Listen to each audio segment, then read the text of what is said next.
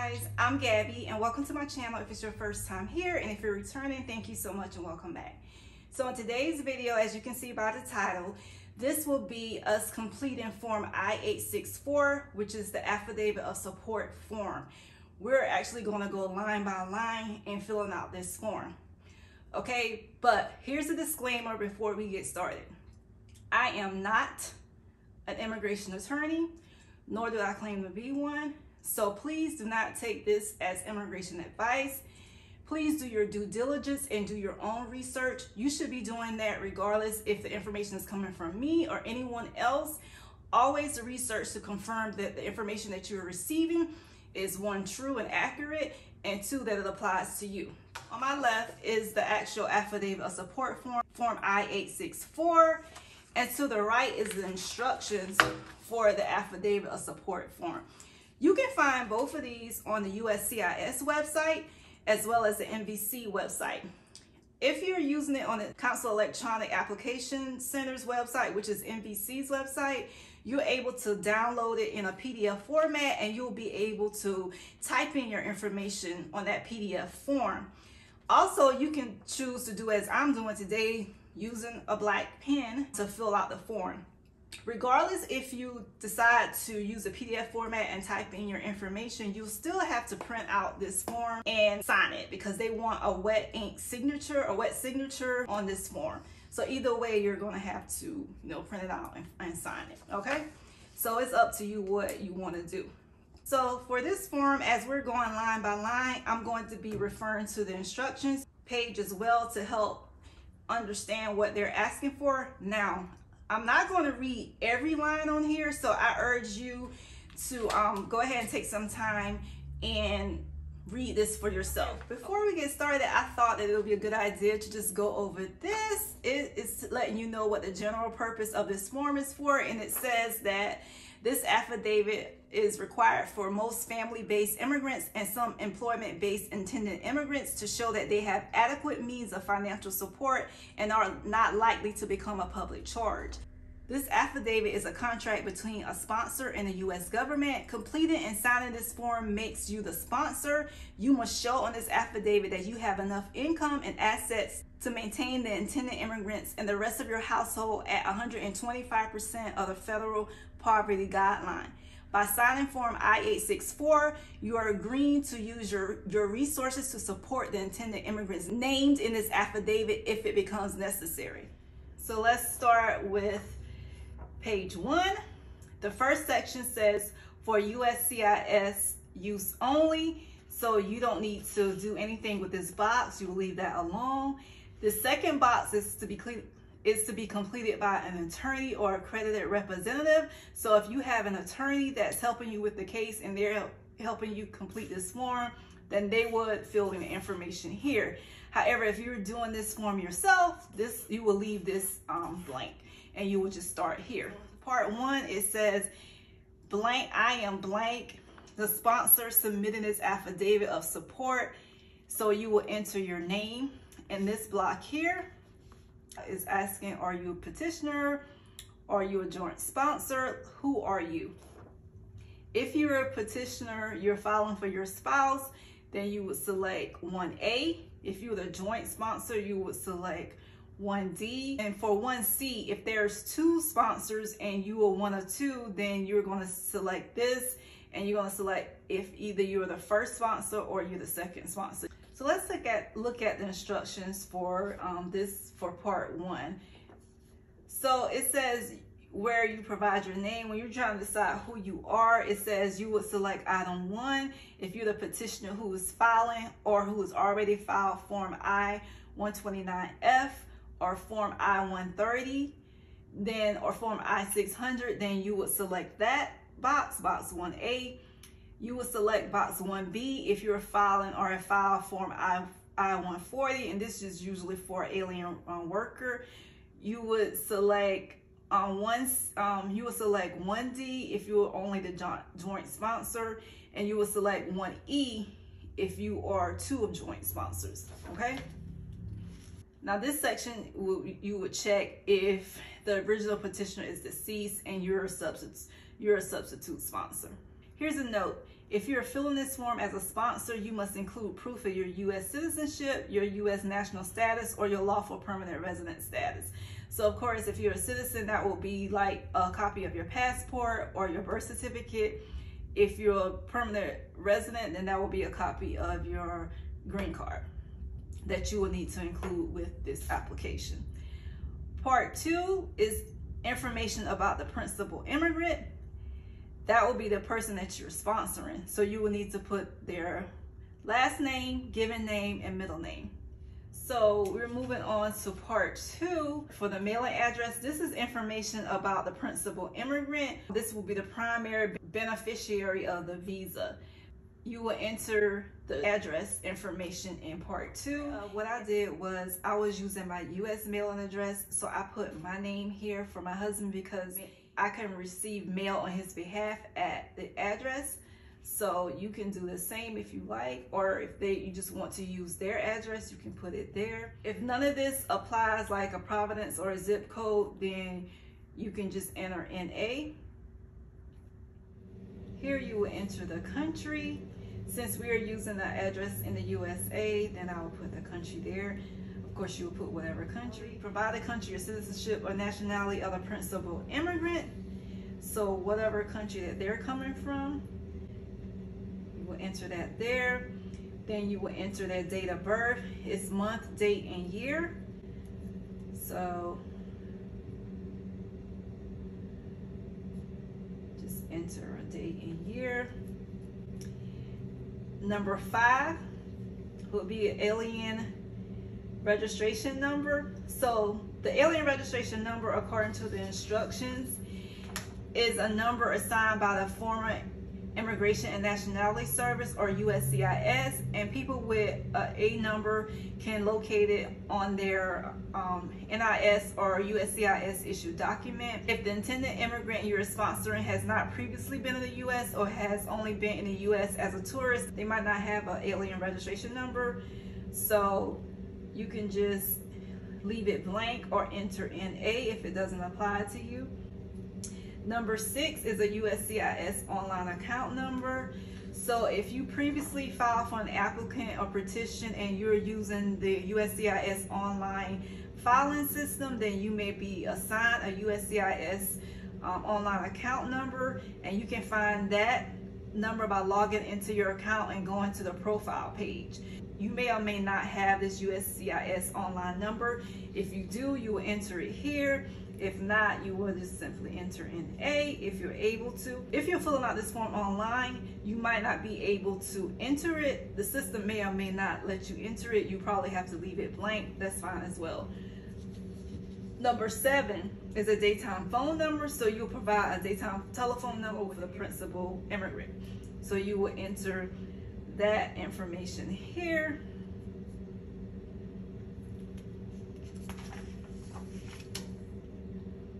Okay, part 3 is information about the immigrants you are sponsoring.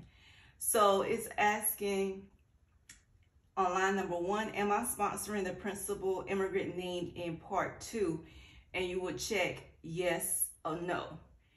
So that would be, if we go back to part 2, that will be the person, the immigrant that you named here, where you put their first, middle, and last name. But first, let's read what they tell you here as the reason why you would check no. They said no is applicable only if you are sponsoring family members in part 3 as a second joint sponsor, or if you are sponsoring family members who are immigrating more than 6 months after the principal immigrant. And the principal immigrant would be that person that's named in part 2 that I just showed you. So let's read the instructions for part 3. So part 3 says select no if you are sponsoring only intended immigrants listed in part 3. Items 4A through 28, and if applicable in part 11, additional information, and not the principal immigrant listed in part 2. This only applies if you are sponsoring family members in part 3 and part 11, additional information, as the second joint sponsor. Now let's move on to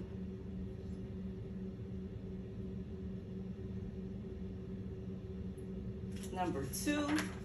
It says I am a sponsor of the following family members immigrating at the same time or within 6 months of the principal immigrant name in Part 2.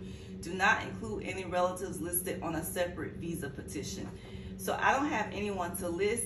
If, say, for instance, his daughter was coming along with him, I would list their names here. The third one, so I will leave that blank. The third one asks, I'm sponsoring the following family members who are immigrating more than 6 months after the principal immigrant. And I'm not, so I will leave that blank.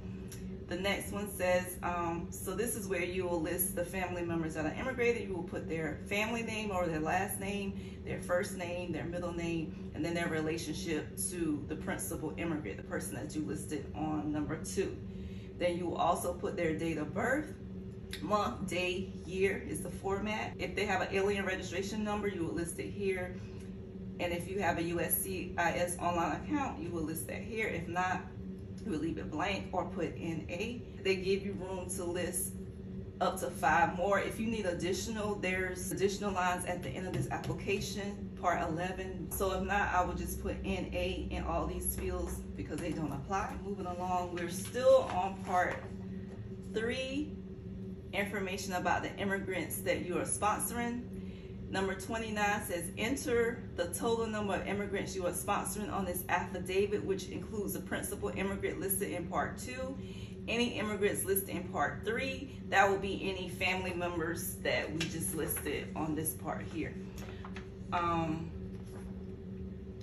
And if applicable, any immigrants listed for these questions in part 11, additional information. That's the page that if you ran out of space, they gave you more space at the end of the form to fill in information. They says, do not count the principal immigrant if you are only sponsoring family members entering more than 6 months after the principal immigrant. So for item number 29, the instruction says, type or print the total number of immigrants you are sponsoring on this affidavit, item number 1A through 28, including any immigrants listed for these questions, part 11. So you need to enter the total number of immigrants you are sponsoring on this affidavit. That will include the principal immigrant listed in part 2. Include them and whoever else that you're bringing.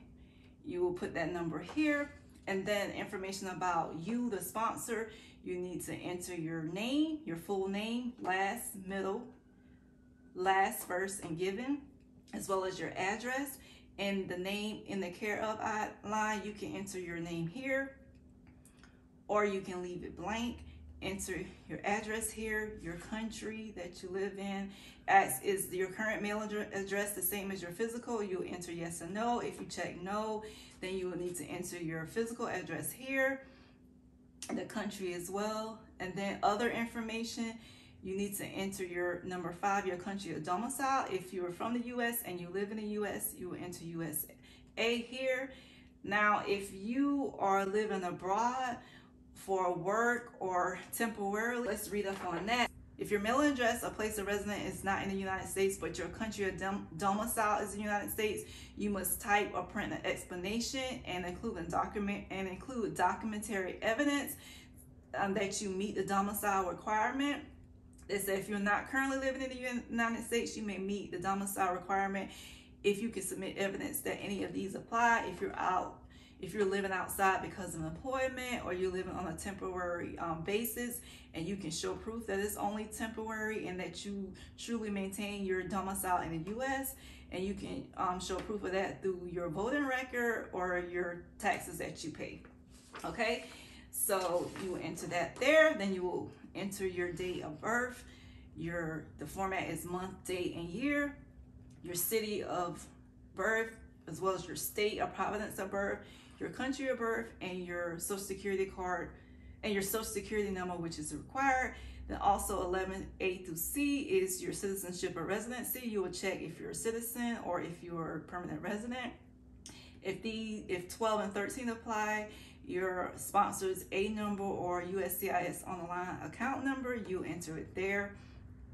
And then they ask if you're active military. If you are, you will enter yes, or if you're not, you will check no. Now we're moving along to part 5, which is the sponsor's household size. It's a note that says do not count any member of your household more than once. It says person you are sponsoring in this affidavit. So line 1 says provide the number you enter in part 3, which will be this number, how many people you are sponsoring. If it's 1 or 2, whatever that number is, you will enter it here. Then it says persons not sponsoring this affidavit. So you will include yourself. This will automatically be populated for you. Then you will enter 1 if you're married. Now, because I was sponsoring my husband and I had entered him here, and it says not to count any member of your household more than once. Let's see what the information says.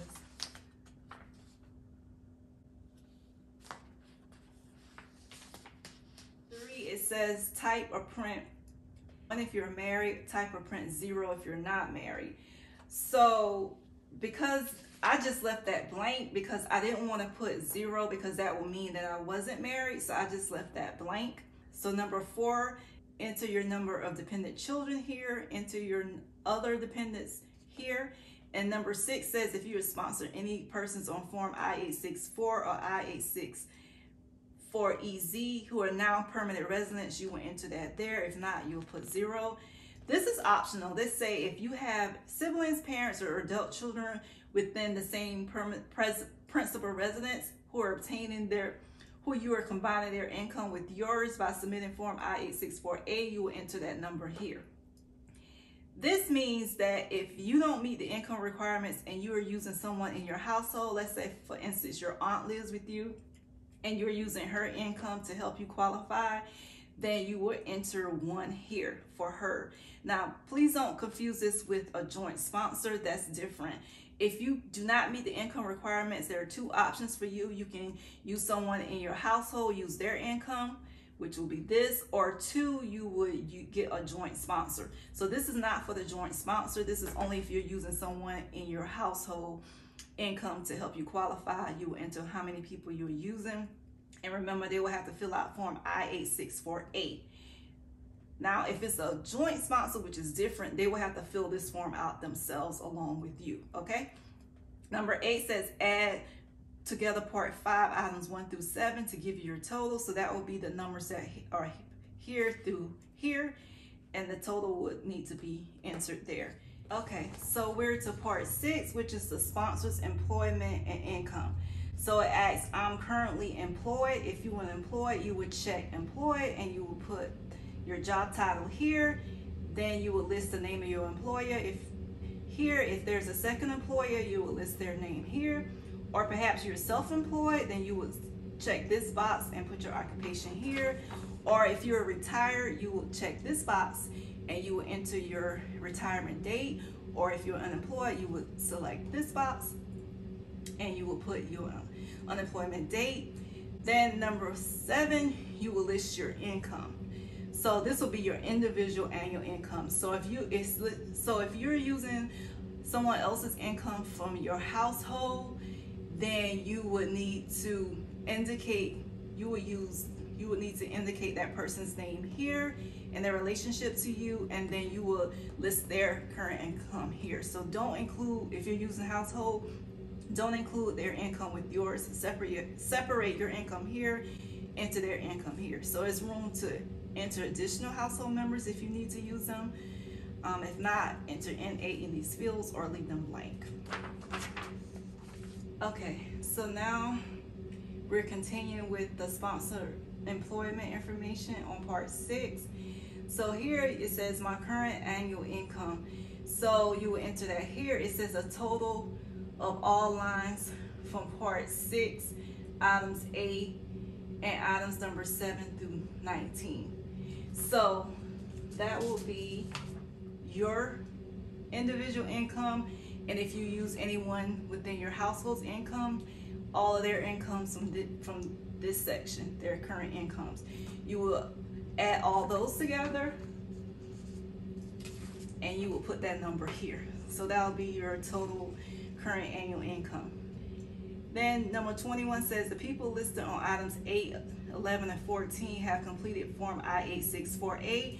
So these are the people within your household. If you're using anyone from within your household, then you're just checking this box to say yes, we are aware and we have completed that, yes, they have completed Form I-864A. This applies to you. And number 22 says one or more of these people listed in items 8, 11, 14, and 17 do not need to complete Form I-864A because he or she is an intended immigrant and has no accompanying adults. If that's the case, then you would check this and then you will enter their names. Then federal income tax information. 23A says, have you filed a federal income tax return for each of the most 3 recent years? You will enter yes or no. Then it says you must attach a photocopy or transcript of your federal income tax returns for only the most recent year. So optional, it says I have attached photocopies of transcripts of my federal income tax returns for my 2nd and 3rd most recent year. So you only need to do the very most recent year. If you want to attach the other 2 years, you can. You would check this box if you're doing so. Then it comes here, it says my total income, adjusted gross income on my federal tax returns for the most recent years. So you will list each tax year here and you will enter your total income. Now to find what that is, we'll go to the instructions page. So it says if for this affidavit, the line for total income on IRS tax forms 1040 or 1040A will be considered. So if you use the IRS tax form 1040 or 1040A, then you will look for the line that says total income and you will enter that for your total income here. If you use the 10EZ tax form, then you would look for the line that says adjusted gross income and you would enter that number here. All right. 925 says I was not required to file a federal income tax return as my income was below the IRS required level and I have attached evidence to support this. So if you didn't file taxes, you would check here and you would need to show proof that you met the requirements to be exempt from that, and you will need to attach that form to this application.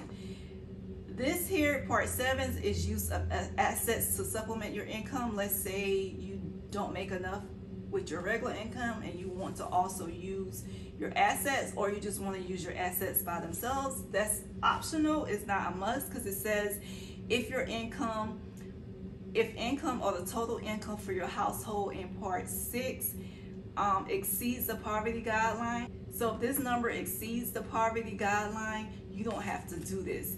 So you can look at Form I-864P, and based on how many people are in your household, if that number meets the number that's listed on this form, then you meet that, okay? So if you meet that, you don't have to fill out this. But if you're going to use it, then you will need to fill out any assets that you're going to use. If it's checking or savings, you'll put the amount here.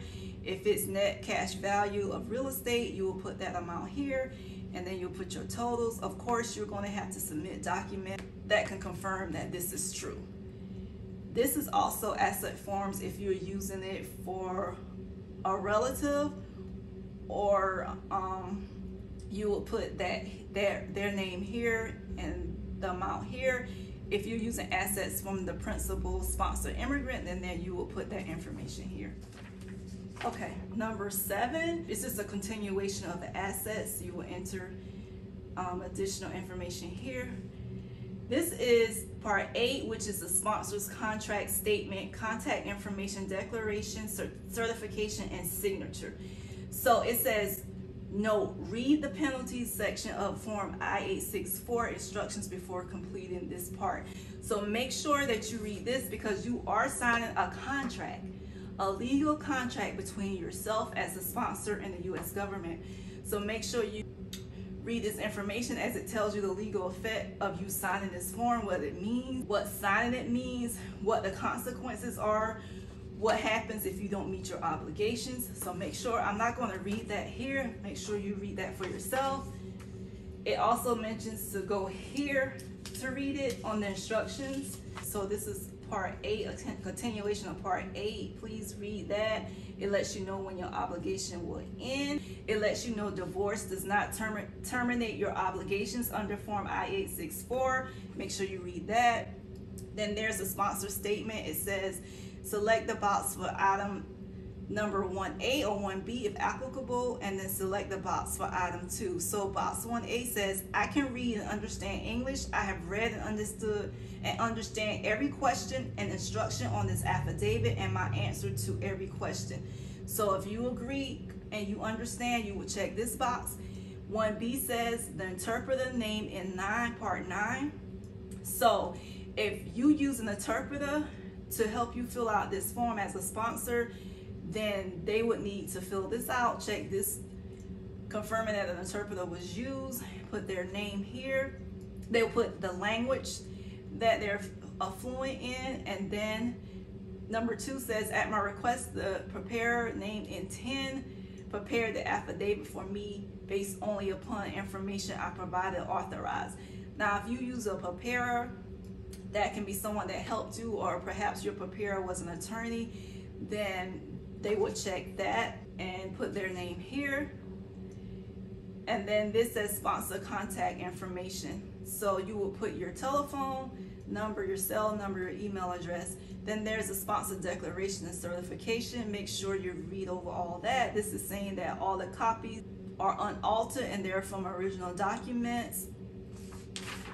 This is a continuation of the sponsor's contract statements and information. It's giving you more information about submitting your federal tax incomes, understanding your responsibility. So this is the part where you will need to sign. The sponsor's signature goes in item 6A, and the date, which is the month, day, and year that you will have to enter here. So if you're doing a PDF format and you're entering this information and you're typing in this information, you will need to print out the form because you need a wet signature here in black ink. So this is where you, the sponsor, will sign. And it says, note to all sponsors, if you do not completely fill out this affidavit or you fail to submit required documents listed in the instructions, USCIS or DOS may deny your affidavit. Part 9 is if you use an interpreter to help you with this application. They will fill out their name, their address, their contact information, saying that what language they're fluent in, and they will also have to wet ink sign and date as well. Part 10, again, we're still continuing with the sponsor's contract information. Well, this is the preparer's information. If you use a preparer, someone to help you fill out this form, or an attorney, they will fill their information here. They will need to put their name, mailing address, their contact information, telephone number, mobile number, email address. Then they would check the preparer's statement. Either they are 7A, not an attorney or accredited representative, but have prepared this affidavit on behalf of the sponsor and with the sponsor's consent. If that's the case, you would check this. Or if you're an attorney, you would check this box. Then this is the preparer's certification. This is them signing that everything that they submitted is true. They would sign their signature, their wet signature here, and date it. And then finally, this is the last page, part 11, that I was referring to earlier. If you run out of room in any of the spaces on the application, this is extra room where you can enter the information. You are allowed to print additional copies of this page if necessary. So guys, we're at the end. That's it. That is all. So if you have any additional questions, you can leave them in the comment section below. I'll try my best to answer them. Thank you so much. If you made it to the end, you are the real MVP. Don't forget to thumbs up and like this video if you found it helpful. Share it with others who may find it helpful as well. Don't forget to subscribe to the channel if you haven't already subscribed. And I hope that this helps you. Thank you so much for watching. And I look forward to seeing you guys in the next video. Bye.